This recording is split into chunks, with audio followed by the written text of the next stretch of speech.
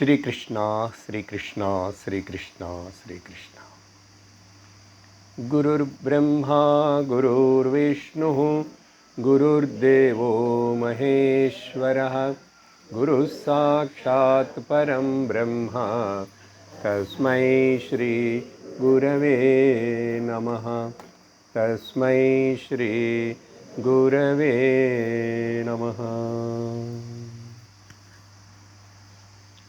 హరి ఓం తత్సత్. సదాచారం మొదటి శ్లోకాన్ని ప్రతి క్లాస్ ప్రారంభంలో అందరం కలిసి చదువుతాం.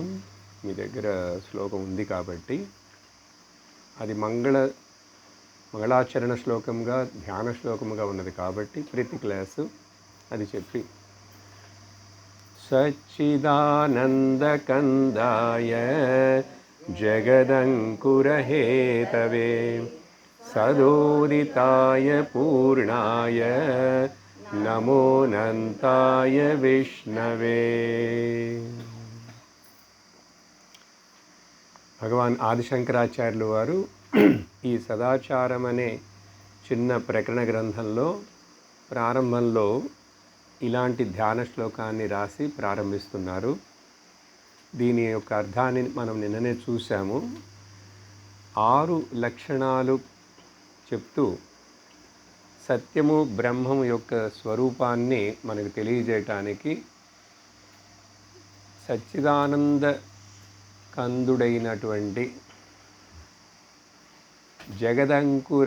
జగత్ మొత్తానికి ఉత్పత్తికి కారణమైనటువంటి ఎప్పుడు ఎల్లవేళలా ప్రకాశిస్తున్నటువంటి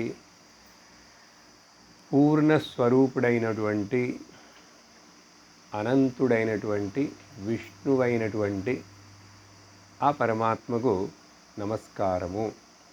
ఇలా 6 విషయాలు చెప్పిన తర్వాత రెండో శ్లోకంలో నిన్న అనుబంధ చతుష్టయం చూశాం. ఆ శ్లోకాన్ని నేను చెప్తాను, మీరు తిరిగి చెప్పండి. సర్వవేదాంత సిద్ధాంత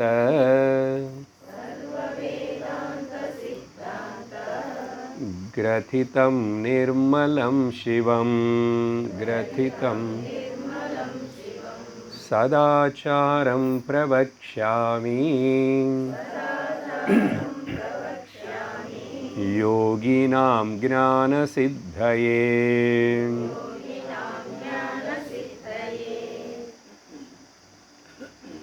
ఈ శ్లోకంలో మనకు అనుబంధ చతుష్టయం అనేది తెలియపరచబడినది. అంటే ఎవరి కోసం ఈ విషయం చెప్తున్నాము? అధికారి ఎవరు? అధికారి ఎవరంటే యోగి అని చెప్పాం. యోగి అంటే సాధన చతుష్టయ సంపన్నుడైనటువంటి వాడు, ఇంద్రియ మనోనిగ్రహములు ఉన్నటువంటి వాడు అని అర్థం. ఏం చెప్తున్నాం అతడికి ఈ పుస్తకంలో చెప్పబోతున్నాం అంటే విషయం ఏమిటండి? దేని గురించి? సర్వ వేదాంత సిద్ధాంత గ్రథితం శివం నిర్మలం సదాచారం. ఆ మొత్తాన్ని దీంట్లోకి తీసుకురావాలి. విషయం ఏమిటి? అన్ని శాస్త్రాలు వేదాంతం మొత్తం యొక్క సారమైనటువంటి ఆ మంగళ స్వరూపమైనటువంటి బ్రహ్మం. ఇక్కడ బ్రహ్మం అని చెప్పకుండా శివం అన్నారు. శివం అంటే మంగళం. శం కరోతి ఇది శివ. ఏది తలుచుకుంటే, ఏది స్మరిస్తే, ఏది చూస్తే, దేని గురించి ఆలోచిస్తే మనకు మంగళం ఏర్పడుతుందో అది శివం. అంటే అర్థం చైతన్యమే.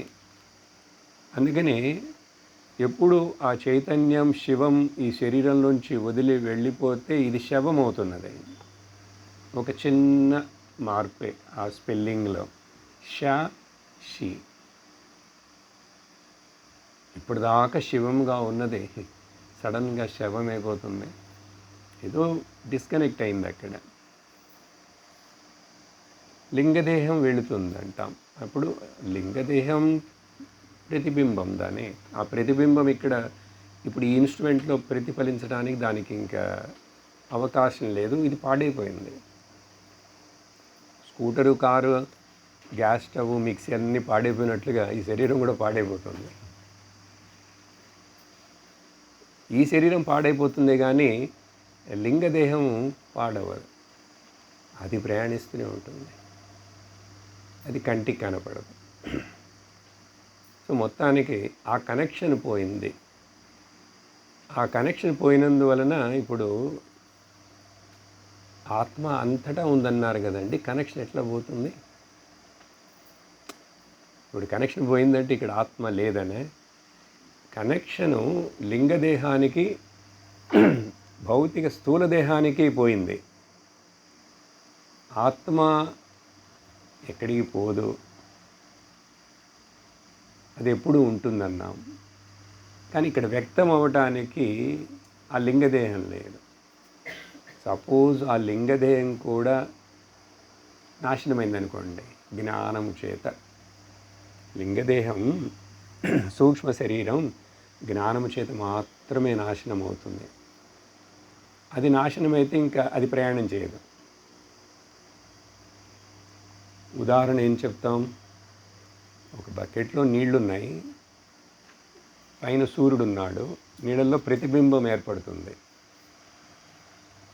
ఆ బకెట్లోంచి నీళ్లు కనుక పారబోసేసామంటే ప్రతిబింబం ఉండదు. ఇక్కడ బకెట్ అనేదేమో ఈ శరీరం, బాడీ, ఆ నీళ్ళు అనేదేమో లింగదేహం. ఆ నీళ్ళు అన్నీ అట్లా కలిసి ఒక్కచోట ఆ బకెట్ పట్టుకొని ఉంటే ప్రతిబింబం.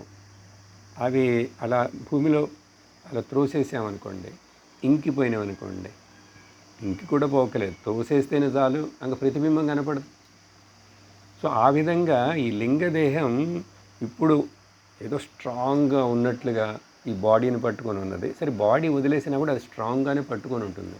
అది ఎందుకు అట్లా స్ట్రాంగ్గా నిలిచున్నది, ఇంకా ఎందుకు ప్రయాణం చేస్తుందంటే వాసనలు, పుణ్యపాప కర్మలు, వాటి యొక్క ఫలాలు అవన్నీ దాంట్లో ఉంటాయి. ఇదేంటో కబ్బోర్డ్లో బట్టలు ఉన్నట్లుగా, షెల్ఫ్లో పుస్తకాలు ఉన్నట్లుగా అట్లా కనపడేది కాదు, చూపించేది కాదు, చెప్పేది కాదు. ఈ లింగదేహం బయలుదేరి వెళ్ళేటప్పుడు ఏం చెప్తాం? తత్వబోధలు ఏం చదివాం? స్థూల శరీరం, అన్నమయ కోశం ఇక్కడే కనపడుతున్నది, గోళకాలు అన్నీ ఉన్నాయి. కానీ వాటిలో ఉండే ఆ దేవతలు అంటామే, శక్తి, ఇంద్రియ దేవతలు. ఇంద్రియ గోళకాలే కానివి, ఇంద్రియాలు వేరు. వేరంటే శక్తి వేరే. ప్రాణాలు 5 వాటి శక్తి, కర్మేంద్రియాలు వాటి యొక్క దేవతలు. ఈ 15 కలిసి మనోబుద్ధి చిత్తహంకారం మొత్తం అదొకటి 16 కలిసి అవి ఎట్లా గట్టిగా ప్రయాణిస్తూనే ఉంటాయి. ఒక శరీరం తర్వాత మరొక శరీరం. అది ఎప్పుడు మరి దానికి అంతం ఏమైనా ఉందంటే ఉంది, జ్ఞానము చేత మాత్రమే. ఏ కర్మ చేత, వేరే ఏ ప్రయత్నం చేత అది పోదు. జ్ఞానం వచ్చినప్పుడు ఆ ప్రతిబింబం అనే, అహంకారం అనే, సూక్ష్మదేహం అనే, లింగదేహం అనే అన్నీ ఉరికే పేర్లు. సటిల్ బాడీ అనే అదేది డిజాల్వ్ అయిపోతుంది, డిస్ట్రాయ్ అయిపోతుంది.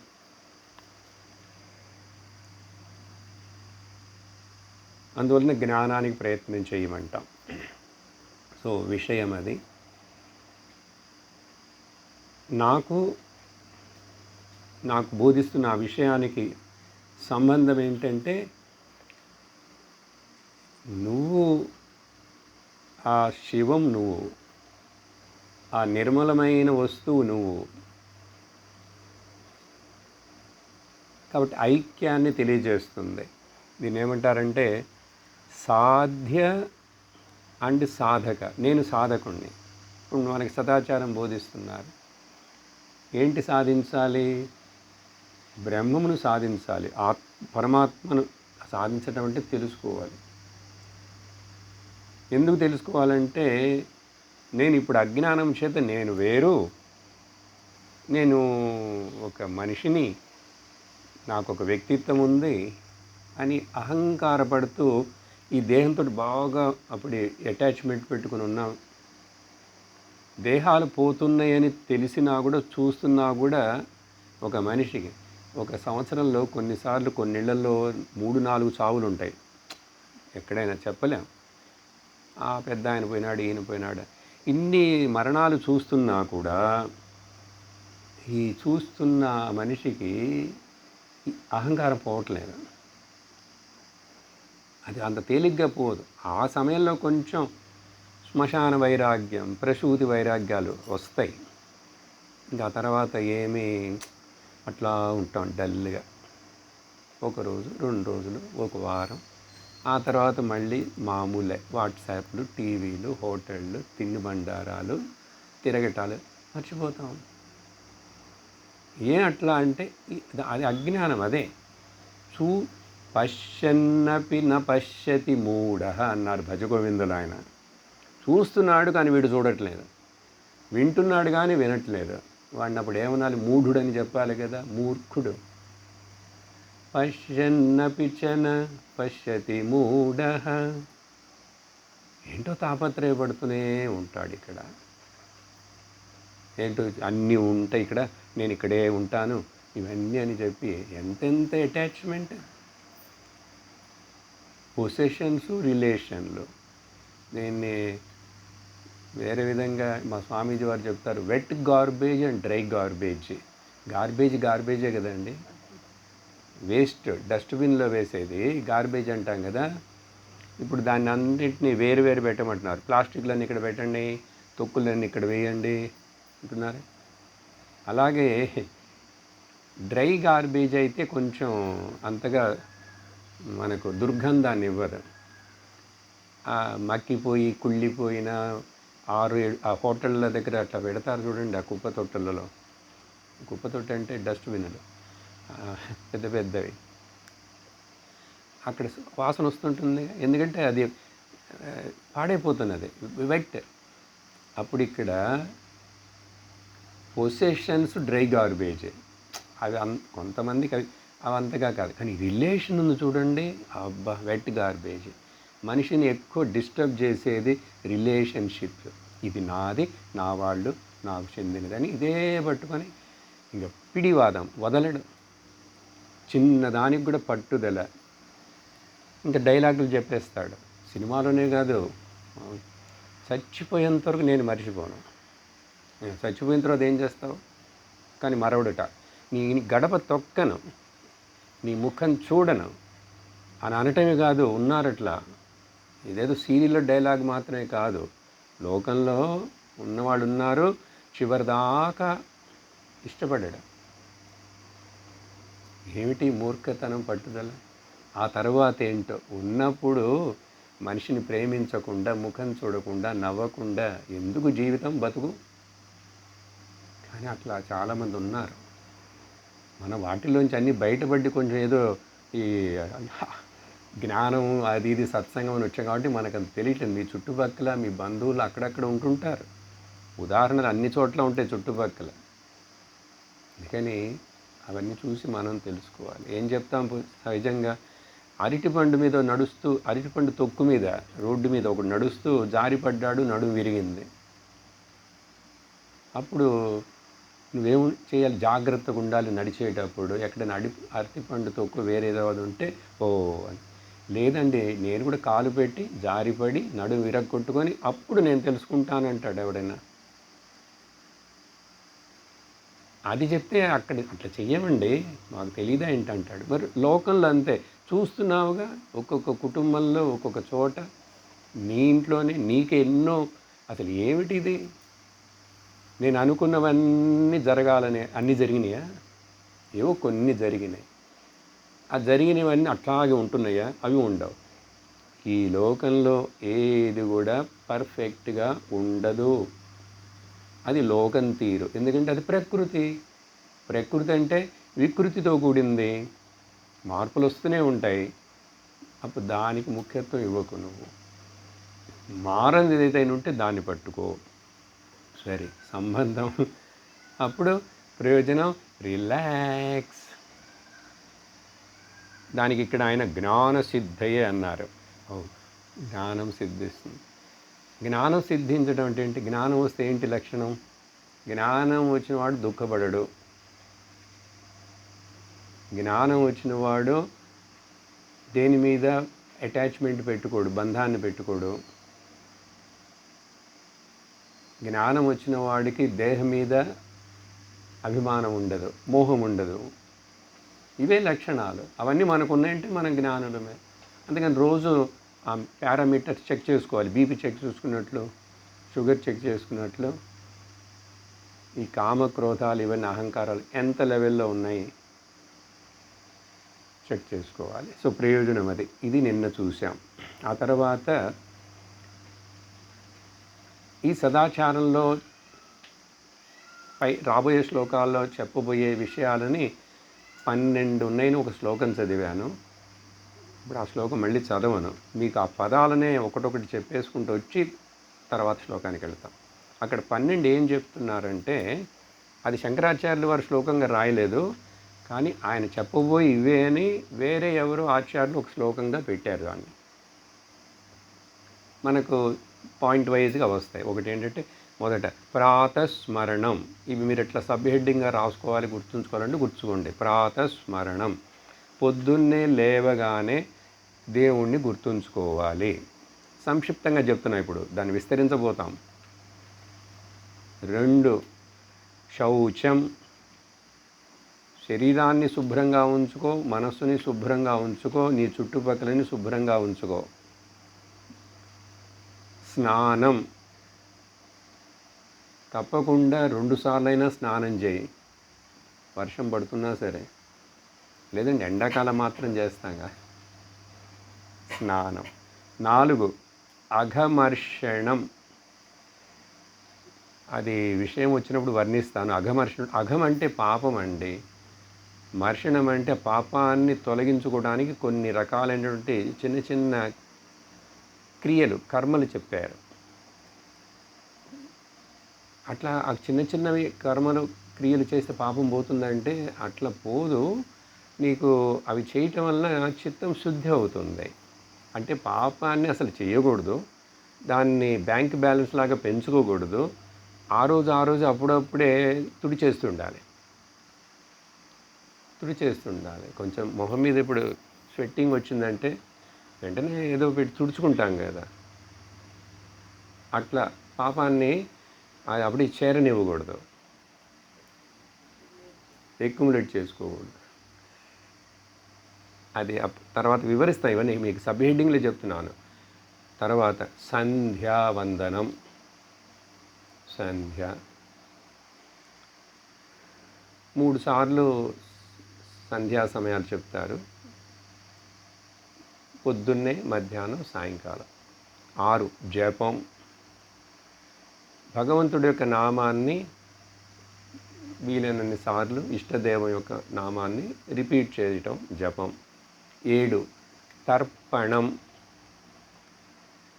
మన చనిపోయిన, వెళ్ళిపోయిన తాతలు, ముత్తాతలు వాళ్ళందరికీ నీళ్ళు ఉదకం, తర్పణం అంటారు దాన్ని. అర్ఘ్యం వదలాలి వాళ్ళకి తలుచుకొని. అగ్నిహోత్రం 8.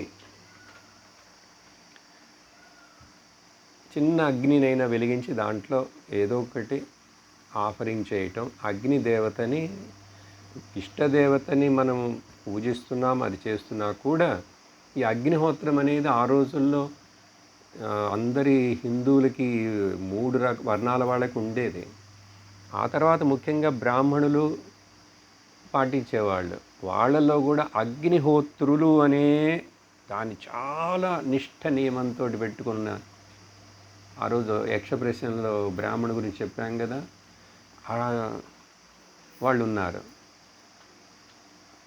ఒక్కొక్కసారి వాళ్ళందరూ ఒక అగ్రహారంగా నివసించేవాళ్ళట ఆ రోజులో. ఆ అగ్రహారం అంటే అందరు అగ్నిహోత్రులండి. పొద్దున్నే అటువైపు వెళ్ళామంటే చక్కటి పొగొస్తూ ఆ ద్రవ్యాలన్నీ ఆహుతి చేసే వాసన అంత చుట్టుపక్కల అంత దివ్యంగా ఉంటుంది. అందుకని వాళ్ళు కావాలని ఇవి డిస్టర్బ్ అవ్వకూడదని సపరేట్గా ఉండేవాళ్ళు.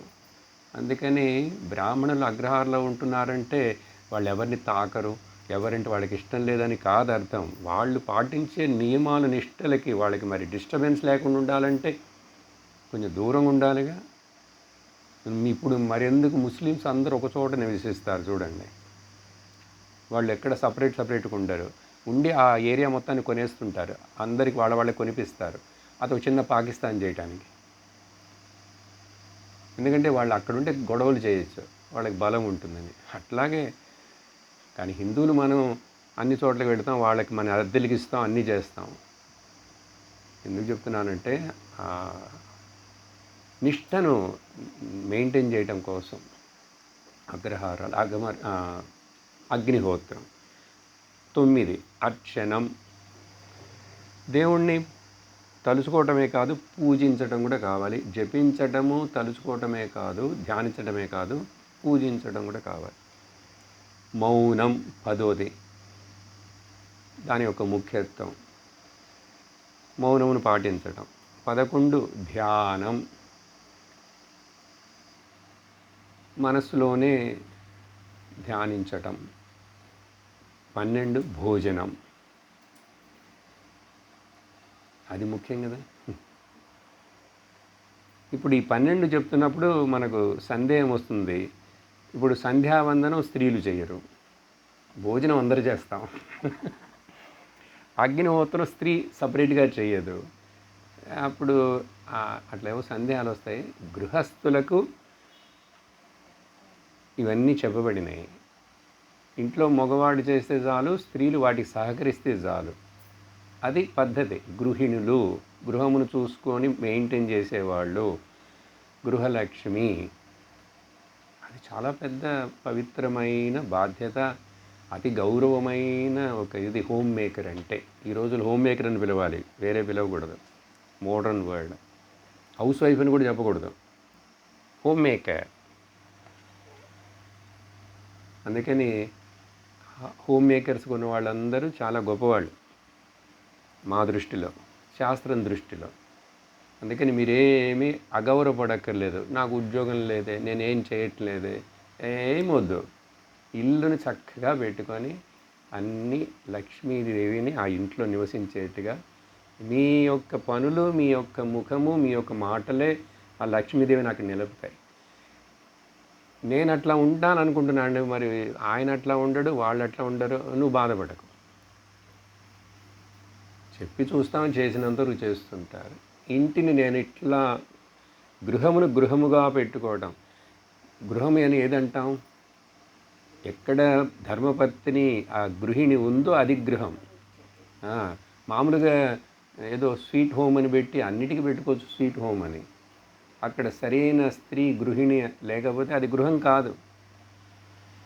సరే, ఈ 12 వీటిని 3 దృష్టికోణాలలో చింతించి చూస్తే శంకరాచార్యులు వారు ఇక్కడ రాస్తున్నది ఎవరి కోసం ఇవన్నీ అనేది నిన్ననే చెప్పాను అనుకుంటా. కర్మలో చాలా శ్రద్ధ, భక్తి, అంటే ధర్మశాస్త్రం మీద, వేద పూర్వభాగం మీద చాలా నమ్మకం అట్లా ఉన్నవాళ్ళు వాళ్ళు ఇవన్నీ పాటించాలి. ఒకటి. తర్వాత ముముక్షు సాధకుడుగా ఉన్నాడు. నేను కొంచెం ఈ ధర్మార్థ కామాల ద్వారా మోక్షమును కోసం ఇవన్నీ చేస్తున్నానని తెలుసుకొని ఉన్నటువంటి సాధకుడు ఉంటాడు చూసారా, ముముక్షు. వాళ్ళకి ఇవన్నీ కూడా హెల్ప్ చేస్తాయి. వీటిని సరి అయిన విధంగా అర్థం చేసుకొని ఇవన్నీ నా చిత్తశుద్ధిగా అని తెలుసుకుంటాడు విని, గురువు దగ్గర నుంచి అతడికి ఉపయోగపడు. జ్ఞానికి అవసరం లేదు ఇవన్నీ. ఎందుకంటే జ్ఞానికి ఒకే ఒకటి, తాను ఆత్మని తెలుసుకున్నాడు, ఆత్మనిష్ఠుడుగా ఉన్నాడు. కానీ ఇంకా ఆయనకి ఇంకా జపం ఏంటి, తపం ఏంటి, నియమాలు ఏమి ఉండవు వాళ్ళకి. అంటే ఇక్కడ చెప్పి ఈ నియమాలు ఉండవు. అందుకనే వాళ్ళకి సంధ్యావందనాలు ఉండవు, ఏమి ఉండవు. ఫ్రీడమ్ ఇచ్చేసింది శాస్త్రం వాళ్ళకు. కాబట్టి ఇక్కడ మనం అక్కడక్కడ కొన్ని పాయింట్లు చెప్పేటప్పుడు ఇది కర్మకాండీయులకు చెప్తున్నారని తెలుసుకోవాలి. ముముక్షులమై మనం ఇట్లా సత్సంగానికి వస్తూ ఇలా పాల్గొంటున్నామే, మనకు ఇవన్నీ కూడా ఇండికేటర్స్, సాధనాలు. సాధనాలన్నీ తెలుసుకోవాలి. ఆ తర్వాత జ్ఞానస్థితికి వచ్చినప్పుడు ఇవన్నీ ఏమీ అవసరం లేదని కూడా మనకు అర్థమవుతుంది. సో ఇక్కడ జ్ఞానిని దృష్టిలో పెట్టుకొని, జ్ఞానం పొందటానికి కావలసిన దృష్టిని పెట్టుకొని శంకరాచార్యులు వారు ఈ శ్లోకాలను, రాబోయే శ్లోకాలన్నిటిని కూడా అమర్చారు. సరేనా? ఇప్పుడు ఒకటొకటి మనం తర్వాత చూడాలి. దీంట్లో నిన్న మీకు ప్రాతస్మరణం మొదలుపెట్టాం, 3వ శ్లోకం కదా. మొదటిది ప్రాతస్మరణం మొదలుపెట్టాం. అదొకసారి చదువుతాను, నేను చెప్తాను, తిరిగి చెప్పండి. ప్రాతస్మరామి దేవస్య సవితుర్భర్గ ఆత్మనః వరేణ్యం తద్ధియో యో నః చిదానందే ప్రచోదయాత్. ఇది గాయత్రి మంత్రం లాగా ఉన్నదని నిన్న కొంచెం ఆ గాయత్రి మంత్ర విషయాన్ని గురించి నిన్న సాయంకాలం మాట్లాడాం. ఇప్పుడు పదముల యొక్క అర్థాన్ని తీసుకుంటూ ఆయన దీంట్లో ఏమిటి విశేషముగా మనకు బోధించాలని రాశారు ఈ శ్లోకం అనేది అర్థం చేసుకుందాం.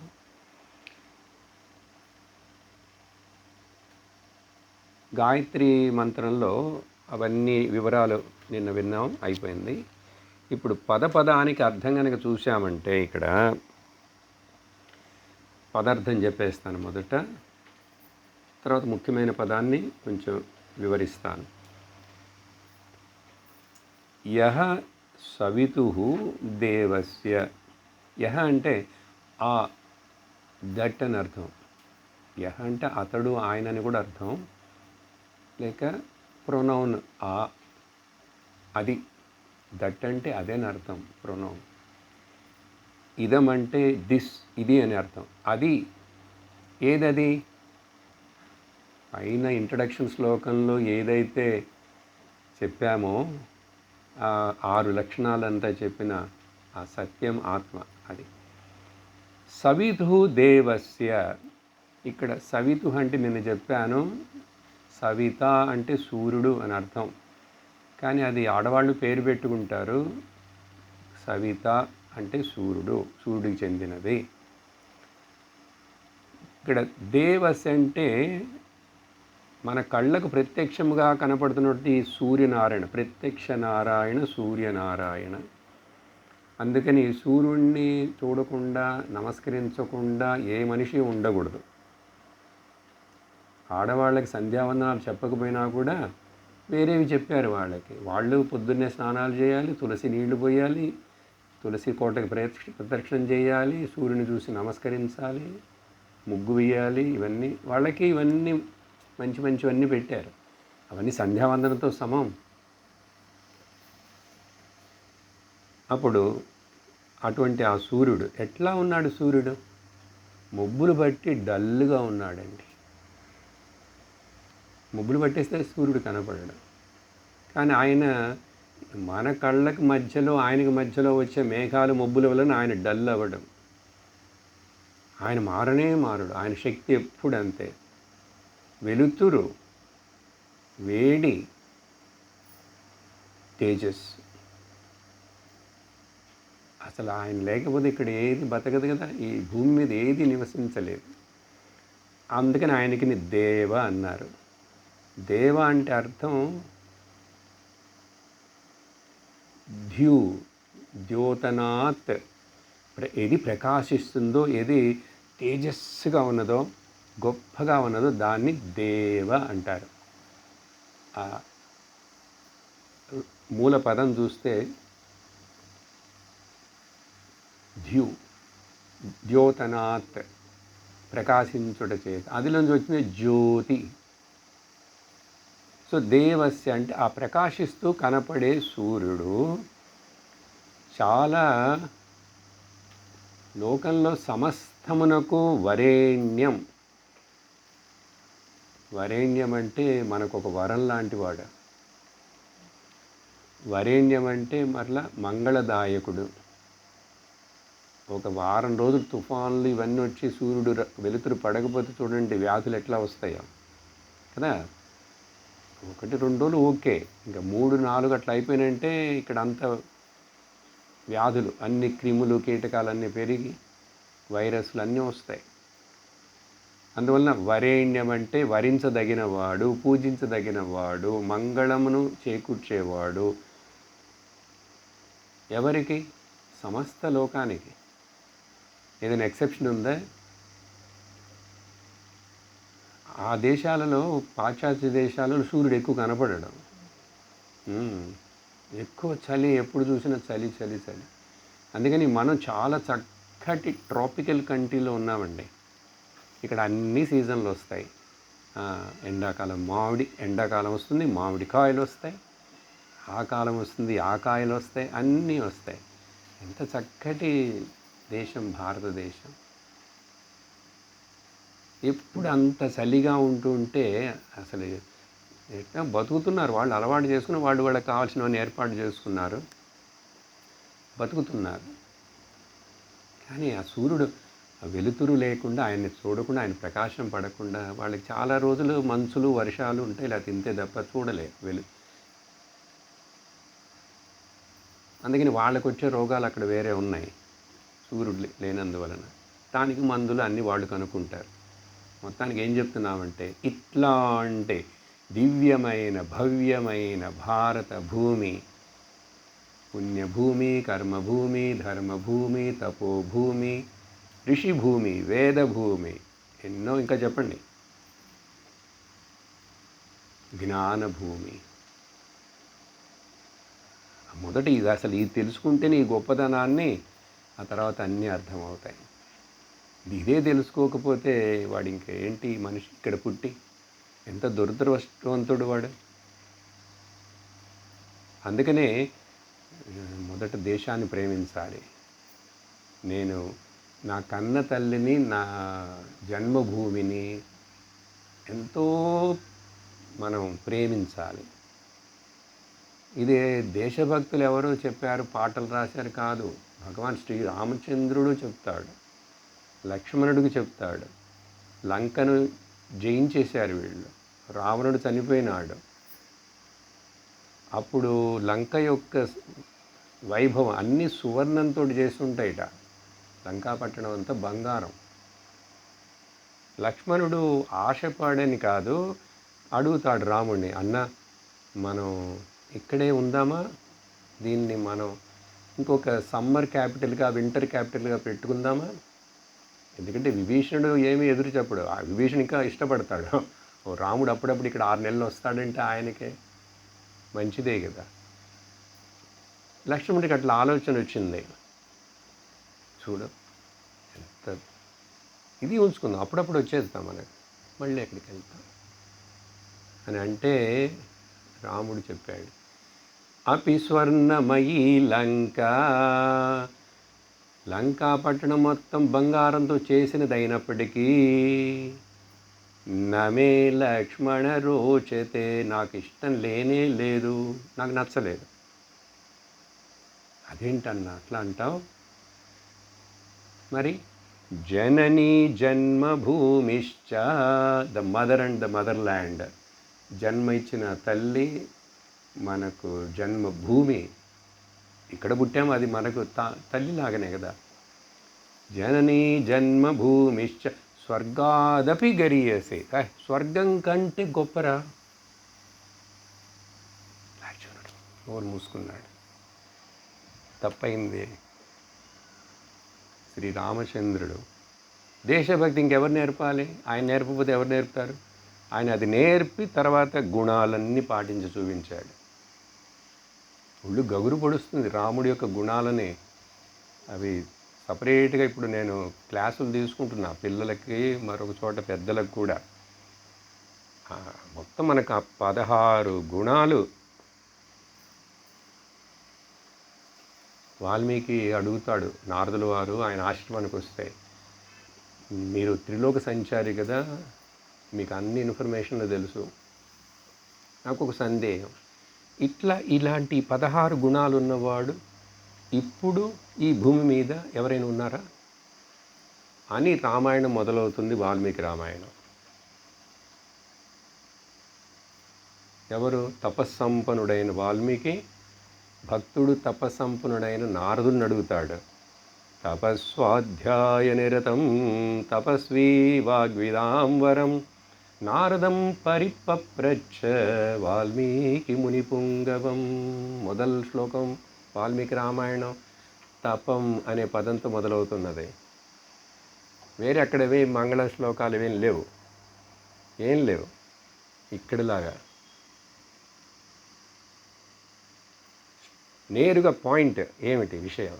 తపం. తపస్సు చేసిన వాడికి ఆ గుణాలు ఉంటాయి. ఎట్లా వస్తాయి? లేకపోతే దైవీ సంపత్తి ఎట్లా వస్తుంది? అందుకనే భగవంతుడు కృష్ణుడు గీతలో వాంగ్మయ తపస్సు, వాచిక తపస్సు, కాయిక తపస్సు అన్నీ సపరేట్గా చెప్పాడు. ఆ తర్వాత అడుగుతాడు 16 గుణాలు ఇవన్నీ ఉన్నవాడు. నాకు ఇప్పుడు ఇక్కడ నువ్వు చెప్పాలి ఉన్నాడు అంటే నేను పోయి వెరిఫై కూడా చేస్తా.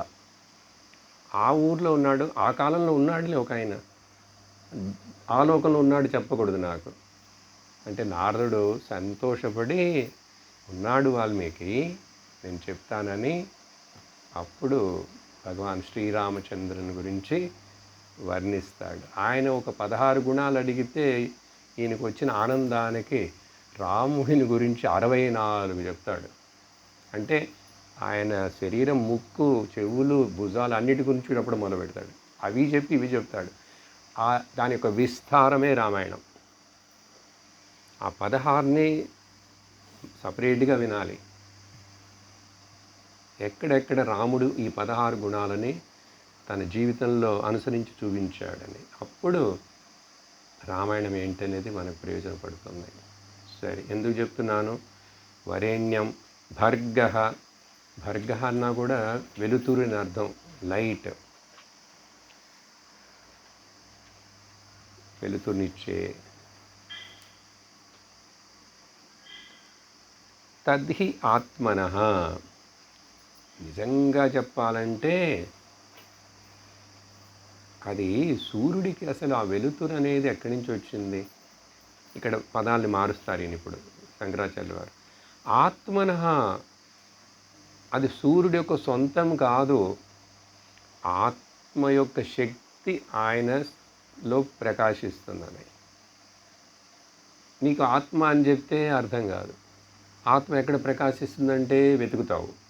ఓ అట్లా చూడు పైన, అంత దానికి సమమైన శక్తి ఇంకోటి ఏమైనా ఉందా? సైంటిస్టు ఏవో చిన్న కొంచెమే కానీ అది అసలు పైన ఏంటి జరుగుతుంది ఏంటని వీడికి తెలియదు.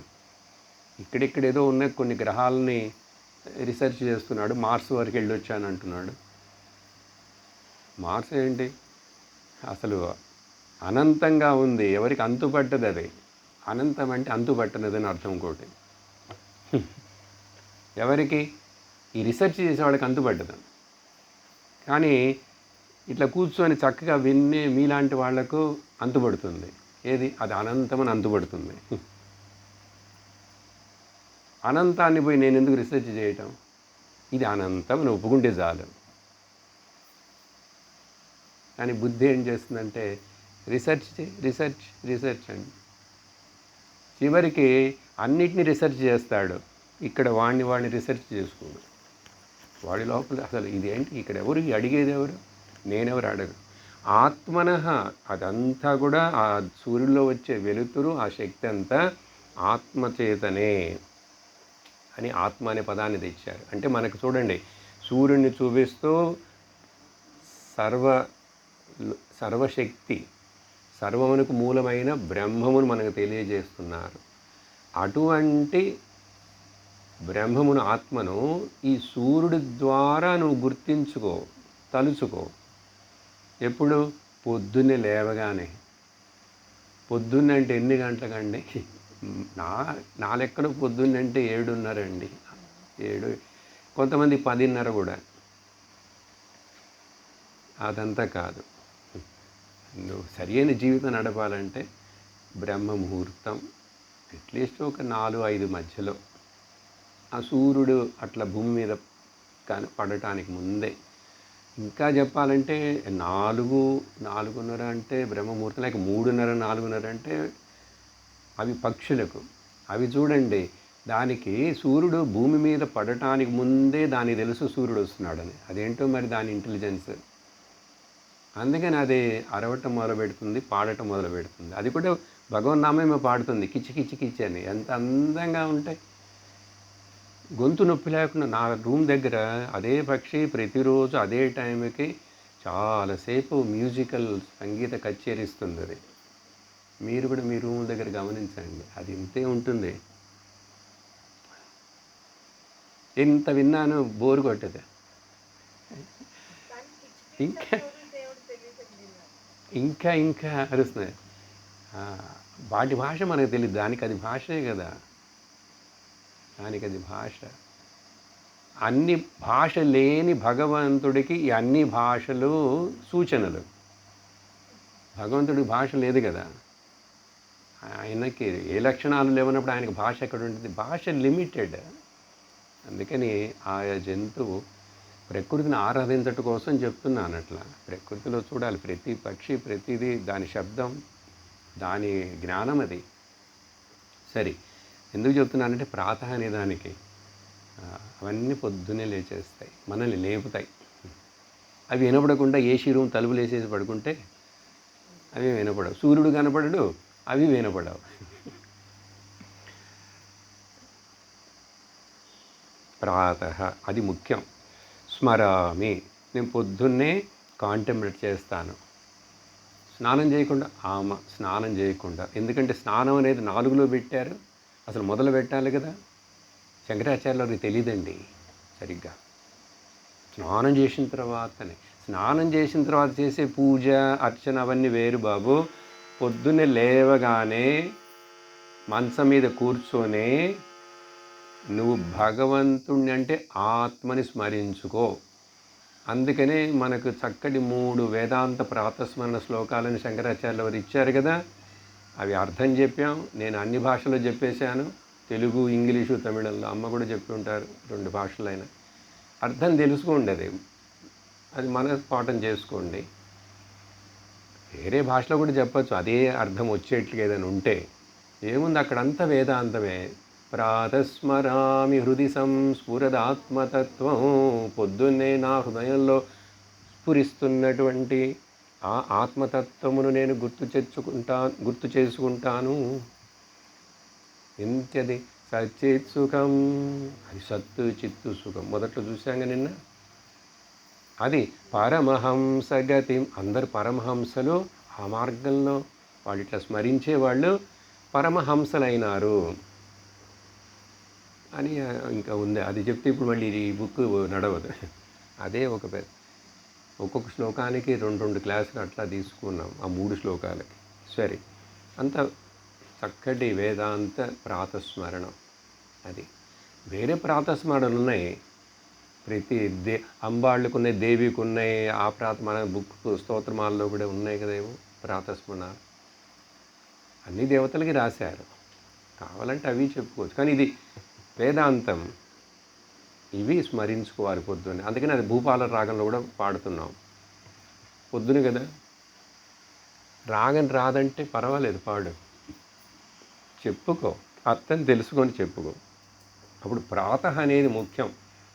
ఎర్లీ మార్నింగ్ స్మరామి, నేను స్మరిస్తాను.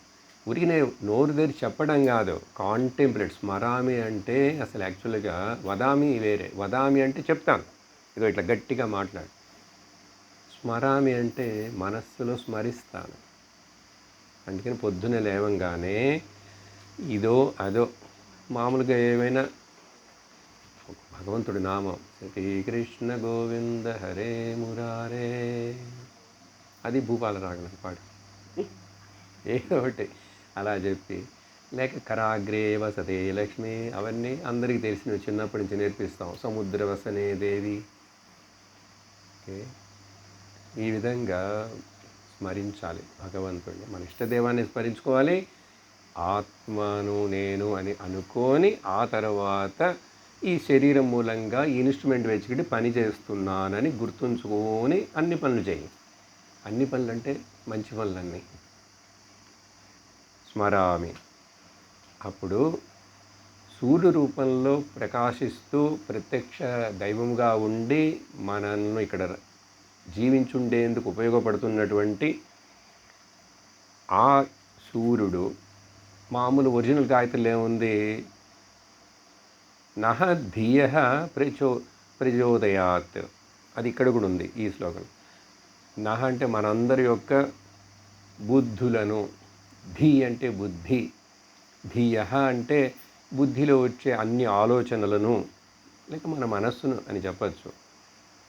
ఎందుకంటే ధీ అనే పదము మనస్సు అనే పదం రెండు సపరేట్గా వేదాంతంలో వాడబడుతున్నాయి. ధీ బుద్ధి, ఎక్కడ బోధపడుతున్నదో అది ఆ స్థానం బుద్ధి.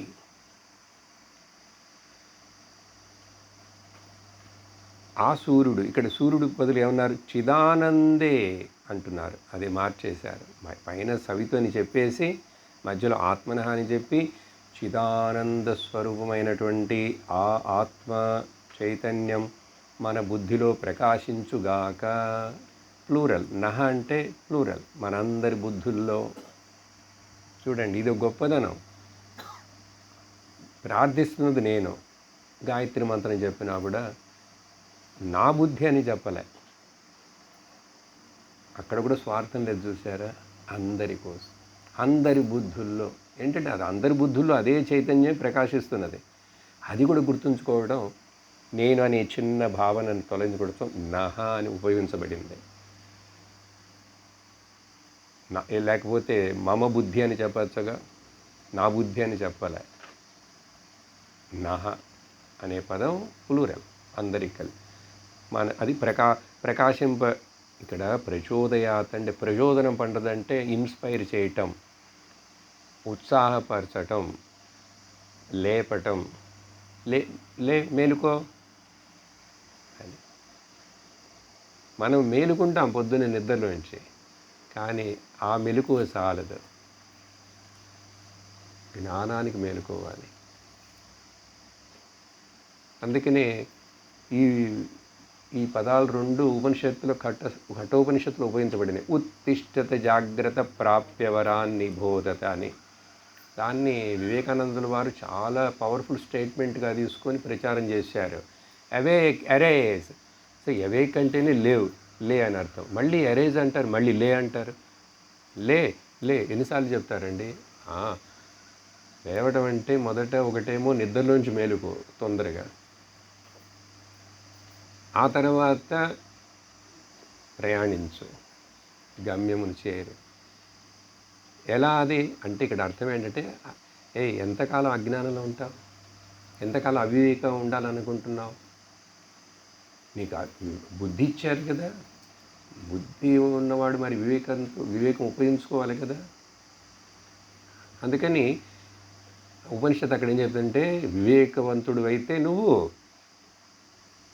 ఈ లౌకిక వ్యావహారిక జీవితం కొంతవరకే, అది చాలు, అది ముఖ్యం కాదని పారమార్థిక వైపు తిరుగుతావు. అలా తిరిగి నువ్వు ఆ మార్గం నడవడానికి ఏం చేయాలి?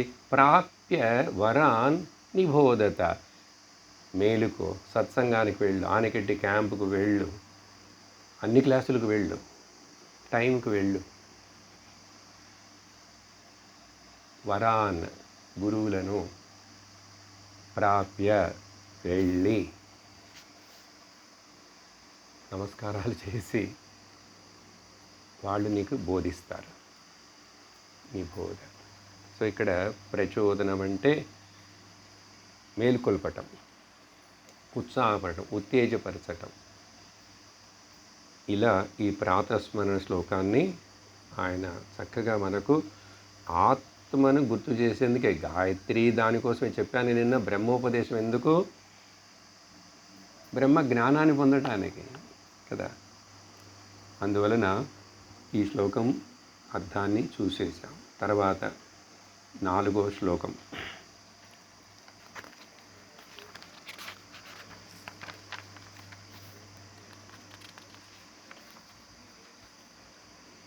ఈ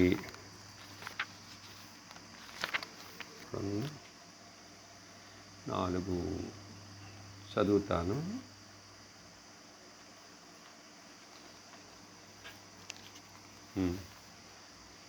కొంచెం వెంటనే ఆయన ఆత్మ అని చెప్పారు, అక్కడ జ్ఞానం అని చెప్పారు కాబట్టి చక్కగా మరపడి ఇంకొక ఈ ప్రాతస్మరణ కిందే ఇది అనుకోండి. ఈ శ్లోకం ప్రాతస్మరణ విషయం. అన్వయ వ్యతిరేకాభ్యాం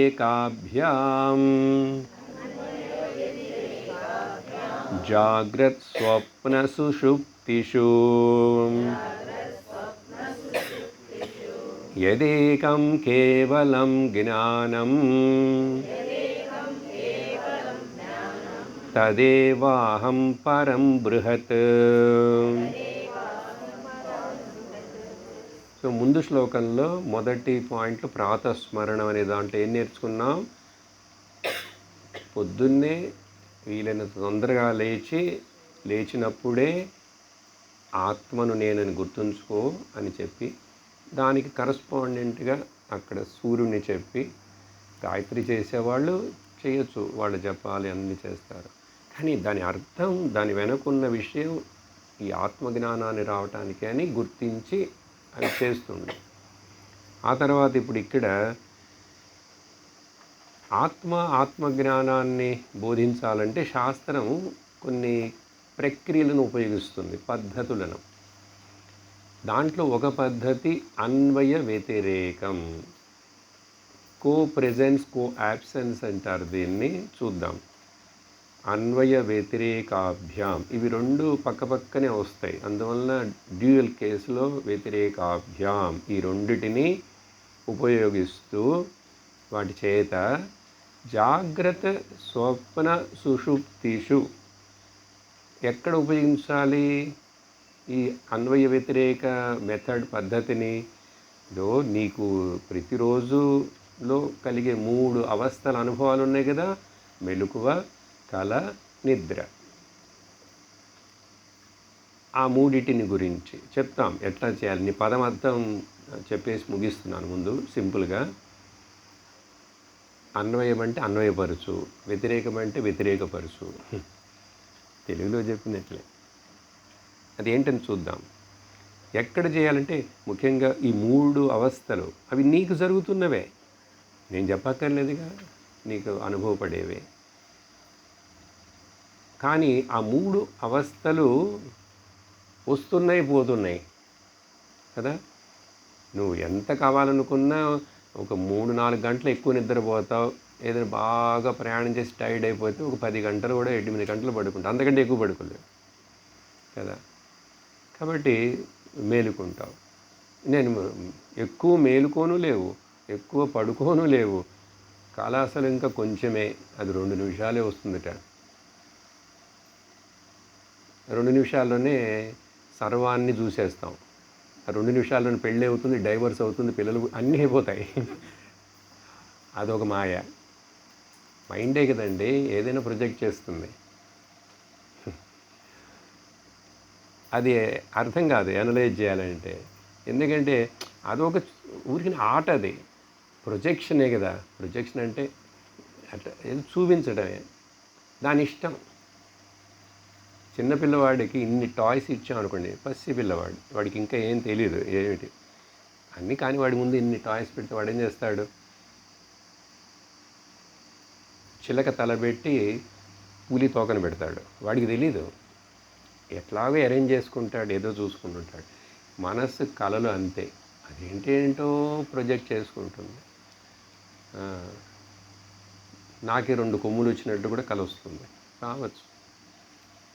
రాణిగా అవుతాను, నేను రాజుగా అవుతాను, బిచ్చగాడుగా కూడా అవుతాను కళలో. ఏదో ఇట్లా ఎందుకు చేస్తున్నావు, అవుతుంది ఆ కళ, దానికి వాల్యూ లేదు, అది నిజం కాదు కదా. సరే, ఆ 3 ఏం చేయాలి? యద్ ఏకం, ఏది ఒకటి,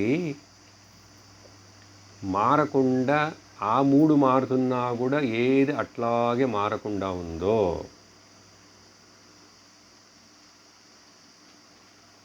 ఇప్పుడు ఇక్కడ వ్యతిరేకం ఏమిటి? మెలుకు ఉంటే కల లేదు, కల ఉంటే మెలుకు లేదు, నిద్ర ఉంటే కల మెలుకు లేవు. చూసారా? ఒకటి ఉంటే మరి రెండు లేవు. ఇలా వీటి మధ్యలో మారుతున్నాయి. కానీ అంటే ఇప్పుడు ఏంటి, మెలుకు వస్తే కళ వ్యతిరేకమైపోయింది. కానీ అవి మారుతున్నప్పటికి కూడా మారకుండా ఉన్నది ఏమిటనేది ఒకటి గుర్తించు. మెలుకు ఎవరికి తెలుస్తున్నది? నాకండి. నీ కళ నీకు తెలుస్తుంది, నీ నిద్ర నీకు తెలుస్తుంది. అప్పుడు మూడు నీకు తెలుస్తున్నాయంటే నువ్వు వేరే ఉండాలిగా. నువ్వంటే ఆ తెలుసుకుండే జ్ఞానం, బుద్ధి ఏదైతే ఉందో మూడు తెలుస్తున్నాయి నాకే. ఇద్దరిలో ఏమి తెలియదని చెప్తున్నది కూడా నేనే. ఏమి తెలియదు అని చెప్పేది నీకు తెలుస్తున్నదిగా. అక్కడ ఏం తెలియలేదంటే ఎట్లా తెలిసింది నీకు? అదేంటండి అట్లా అడుగుతారు. నాకు తెలుసు, నేను బాగా నిద్రపోయాను అని నువ్వు చెప్తావు. నువ్వే చెప్తావు. నీకు నిద్ర పట్టిందా లేదా, నువ్వు పోయినా లేదని వేరే ఎవరికి తెలియదు. అప్పుడు ఏమి తెలియదని నీకు తెలుసు. మెలుకులు ఇప్పుడు తెలుస్తున్నదని నీకు తెలుసు. కళలో జరిగింది కూడా మెమరీలో తర్వాత గుర్తుండి తెలుస్తుంది. ఎట్లా మూడు మారుతున్నా కూడా అన్నీ తెలుసుకునేవాడు ఒకడా ముగ్గురా? ఒక్కడే. ఏం చెప్తాం సహజంగా? రైల్వే ప్లాట్ఫామ్ మీద నేను ఉన్నాను. 7 గంటలకు ఒక బండి వచ్చింది, వెళ్ళిపోయింది. 9 గంటలకు ఒక బండి వచ్చింది, నేను ప్లాట్ఫామ్ మీద ఉన్నా, ఎక్కలేదా అంటే వెళ్ళిపోయింది. 12 గంటలకు ఇంకో బండి వచ్చింది, వెళ్ళిపోయింది. ఇప్పుడు 3 బండ్లు వచ్చినాయి పోయినాయి అని నాకు తెలియాలంటే నేను వాటిలో ఎక్కకుండా సపరేట్గా ఉంటే కదండి తెలుస్తుంది. ఎందుకంటే ఇంకా సింపుల్ ఎగ్జాంపుల్ ఏం చెప్పాలి? అప్పుడు నేను ఏ అవస్థలో నేను దాంట్లో నాకు సంబంధం లేదు, కానీ అవి వస్తున్నాయి పోతున్నాయి, వాటి అన్నిటిని నేను చూపిస్తున్నాను. అన్నిటిని నేను ప్రకాశింపజేస్తున్న చైతన్యమును నేను అని ఆ ఒక్కటి యద్ ఏకం, ఒక్కటి అని చెప్పచ్చుగా. చెప్పి మళ్ళీ కేవలం అంటే కూడా ఒక్కటే అని అర్థం ఒక రకంగా. ఆ కేవలంలోంచి వచ్చిందే కైవల్యం. ఎందుకు ఇక్కడ కేవలం అని అడుగుతున్నారంటే, ఇక్కడ టెక్నికల్గా చెప్పేటప్పుడు సజాతీయ విజాతీయ స్వగత భేద రహితమైనది ఏది ఉందో అది. ఈ పదాలు కొంచెం కొత్త వాళ్ళకి కష్టంగా ఉంటాయి, కొంతకాలం వేదాంతం విన్న వాళ్ళకి అర్థమవుతాయి. సింపుల్గా చెప్తాను. సజాతీయ విజాతీయ. సజాతి అంటే అందరం మనుషులమేనండి, కానీ భేదాలు ఉన్నాయి కదా. అందరం మనుషులమే. సజాతి, ఒకడు పొట్టి ఒకడు పొడుగు, స్త్రీ పురుష, మనుషులందరూ సజాతీయ ఉన్నాయి, కానీ ఇక్కడ భేదం ఉంది. అట్లా విజాతి అంటే అది జంతు జాతి, నేను మనుష్య జాతి కదా. విజాతి, సజాతీయ విజాతీయ స్వగత అంటే సరే నా గురించే తీసుకుందామండి. నా శరీరం, చేతులు అన్నీ కనుక మనం కొలిచామంటే కరెక్ట్గా ఏదో అది ఇన్స్ట్రుమెంట్ పెట్టి ఈ కన్నుకి భేదం ఉంటుందిరా. పవర్లో కూడా ఉంటుంది. ఈ ముక్కుకి, ఈ చెయ్యికి, నా శరీరంలోని ఈ పక్కకి కొంచెం డిఫరెన్సెస్ ఉన్నాయిట. స్వగత. లేక ఇట్లా చెప్పచ్చు, కాలున్నట్టు కాలే, కాలున్నట్టు చెయ్యి లేదు, చెయ్యి ఉన్నట్టు ముక్కు లేదు, ముక్కు ఉన్నట్టు చెవు లేదు, చెవు ఉన్నట్టు మరొకటి లేదు. లోపల లివర్ ఉన్నట్టు గుండె లేదు, గుండె ఉన్నట్టు కిడ్నీ లేదు. నాలోనే ఇన్ని భేదాలు ఉన్నాయి. ఇట్లాంటి స్వగత కానీ, స్వజాతీయ కానీ, విజాతీయ కానీ, స్వగత కానీ ఏదైనా భేదం ఆ ఏకంలో ఉందా అంటే లేదు. అది చెప్పడానికి కేవలం అనే పదాన్ని వాడతారు. బ్రహ్మానందం పరమసుఖదం కేవలం జ్ఞానమూర్తిం అనే పదం వస్తుంది అక్కడ. ద్వంద్వాతీతం గగన సదృశం, గురువుని గురించి చక్కటి శ్లోకం. తది ఏకం కేవలం జ్ఞానం. అదేంటది? అది ఎరుక, జ్ఞానం. ఎప్పుడు అది మెలుకుతోనే తెలుస్తూనే ఉన్నది, నిత్యం ఉన్న జ్ఞానం. మనం జ్ఞానం అని చెప్పంగానే ఏదో పుస్తక జ్ఞానం, కంప్యూటర్ జ్ఞానం ఇవన్నీ కాదు. అన్ని జ్ఞానాలను